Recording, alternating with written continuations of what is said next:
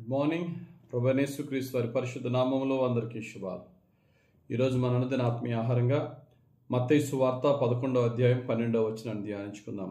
బాప్తిస్మమిచ్చు యోహాను దినములు మొదలుకొని ఇప్పటి వరకు పరలోక రాజ్యము బలత్కారముగా పట్టబడుచున్నది, బలత్కారులు దాన్ని ఆక్రమించుకొనుచున్నారు. ఈ మాటను మనం చదివినప్పుడు చాలామందికి అర్థం కాదు. బలత్కారంగా పరలోక రాజ్యం పట్టబడడం ఏంటి, బలత్కారులు పరలోక రాజ్యాన్ని ఆక్రమించుకోవడం ఏంటి? దీనికి చక్కటి తర్జుమా పవిత్ర గ్రంథం బైబిల్లో చక్కగా రాశారు.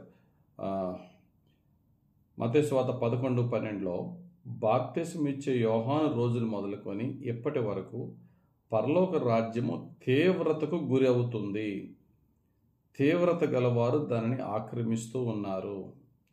కాబట్టి బాప్తిస్మమిచ్చే యోహాను మొదలుకొని పరలోక రాజ్యంలోనికి అనేక మంది చాలా ఆసక్తిగా బయలుదేరుతున్నారు. చాలామంది దేవుని రాజ్యంలో ప్రవేశించడానికి ఆసక్తిగా వస్తున్నారు. అందులో చేరేవారు ఎవరంటే ఎవరికైతే తీవ్రత కలిగి ఉంటారో. తీవ్రత అంటే ఏంటి?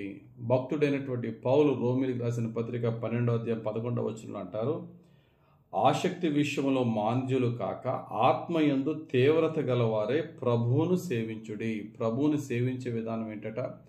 కాంప్రమైజ్డ్ ఫేత్లో కాదట. అవుతే అవుతుంది, లేకపోతే లేదు, నమ్మితే నమ్ముదాం, వెళ్తాం చర్చికి, లేకపోతే అలా కాదట. ఆసక్తితో, తీవ్రతతో, ప్యాషనేట్గా ప్రభువుని వెంబడిస్తేనే ప్రభు నుండి ఏమన్నా పొందగలము, రక్షణ పొందగలము. ఉదాహరణకి బైబిల్లో మనం చూస్తే యేసు ప్రభు చాలామందిని స్వస్థపరుస్తున్నారు. అనేక వేల మంది రోగులు యేసు ప్రభు దగ్గరికి వస్తున్నారు. చాలామందికి యేసు ప్రభు దగ్గరికి రావాలని ఉంటుంది, కానీ విపరీతమైనటువంటి జనం వల్ల రావడానికి కుదరలేదు. కానీ పెరాలసిస్తో కాలు చేయబడిపోయి కదలలేని స్థితిలో ఉన్న ఒక వ్యక్తిని యేసు ప్రభు దగ్గర తీసుకురావడానికి చాలా ప్రయత్నించారు. ఆయన ఉంటున్న ఇల్లంతా కూడా అనేక మంది మనుషులతో నింపబడి ఉన్నది. వారు ఏం చేశారట? ఇంటి పైకొప్పు మీదకి ఎక్కించి పైకొప్పు తెరిచి మరి ఆ ఇంటి పైనుంచి ఆ మంచాన్ని దింపి యేసు ప్రభు దగ్గర తీసుకొచ్చారట. యేసు ప్రభు వారి యొక్క విశ్వాసాన్ని బట్టి వారిని కరుణించాడు.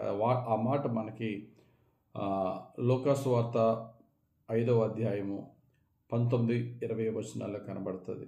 జనులు గుంపు కూడి ఉండినందున వాని లోపలికి తెచ్చుటకు వల్లపడకపోయాను గనుక ఇంటి మీదకెక్కి పెంకులు విప్పి మంచముతో కూడా యేసు ఎదుట వారి మధ్యను వానిని దించిరి. ఆయన వారి విశ్వాసము చూచి, మనుషుడా, నీ పాపములు క్షమింపబడి ఉన్నవని వానితో చెప్పగా, జస్ట్ వారి విశ్వాసాన్ని చూచి, వాడు ఎటువంటి వాడు, ఏంటి, అర్హుడా, ఇదంతా కాదు, వారికి ఉన్న విశ్వాసాన్ని బట్టి. కొంతమందికి విశ్వాసం హృదయంలో ఉంటుంది, క్రియల్లో ఉండవు.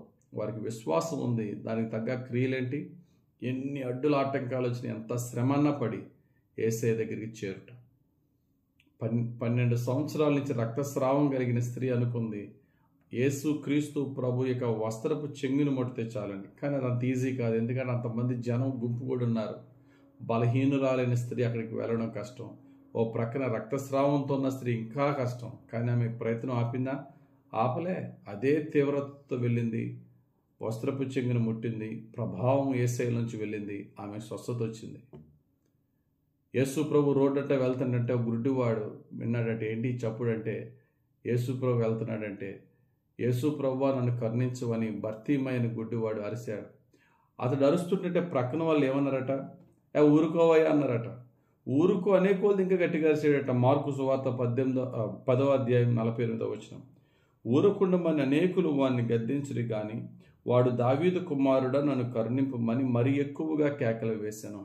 వీట ఎగ్జాంపుల్స్ అన్నింటిలో మనం చూస్తే తీవ్రతతో వారు యేసు ప్రభుని వెంబడించగా ప్రతి ఒక్కరు తృప్తి పొందారు, ప్రతి ఒక్కరూ కూడా మేలు పొందారు. ఈరోజు నీకు నాకు నా హృదయ భారం అవ్వచ్చు, బాధ అవ్వచ్చు, బెంగ అవ్వచ్చు. యేసు ప్రభు దగ్గర మనం చేసే ప్రార్థన తీవ్రతతో, హన్నా గర్భఫలం కొరకు ఎలాగైతే తీవ్రతతో హృదయాన్ని కుమ్మరించి కన్నీటితో ప్రార్థన చేసిందో, అటువంటి ఒక్క ప్రార్థన చాలు, కొండంత శ్రమ అయినా సరే దేవుడు తొలగించగలడు. తీవ్రతతో ప్రార్థన చేద్దాం, తీవ్రతతో యేసుని వెంబడిద్దాం, తీవ్రతతో యేసుక్రీస్తు సాక్షిగా జీవిద్దాం. అటువంటి ఆత్మలో తీవ్రత పరిశుద్ధాత్ముడు మనకు అనుగ్రహించును గాక. ఆమేన్. ప్రార్థన. పరిశుద్ధుడా, ప్రేమ కలిగిన తండ్రి, నీ ప్రియ కుమారుడిని యేసుక్రీస్తు ప్రభు వారిని బట్టి మీకు వందనాలు. యేసయ్య, మీరు చేసిన మీ బలియాగము వల్ల మేము రక్షింపబడ్డాం. నీవు నడిచిన మార్గములో ఆసక్తితో మేము నడుచుటకు మాకు సహాయం చేయండి. నీ ఆత్మతో మమ్మల్ని నడిపించండి. ఆత్మలో తీవ్రత కలిగి పరిశుద్ధంగా ఉండటానికి, వాక్యానుసారంగా జీవించటానికి, భారముతో ప్రార్థన చేసి గొప్ప కార్యాలు పొందుకోవటానికి ఆత్మలో తీవ్రత మాకు దయచేయండి. తండ్రి, మీ ప్రియ కుమారుడిని యేసయ్య ద్వారా మమ్మల్ని కరుణించమని, మా ప్రార్థన, మా భక్తి, మా విశ్వాసాన్ని ఫలింపచేసి మమ్మల్ని దీవించమని యేసుక్రీస్తు వారి పరిశుద్ధ నామములోనే ప్రార్థించి వేడుకొంచున్నాం తండ్రి. ఆమేన్. తండ్రి యొక్కయు కుమారుని యొక్కయు పరిశుద్ధాత్మ దేవుని అభిషేకం మనల్ని నడిపించి దీవించును గాక. ఆమేన్. God bless you. Have a very blessed day.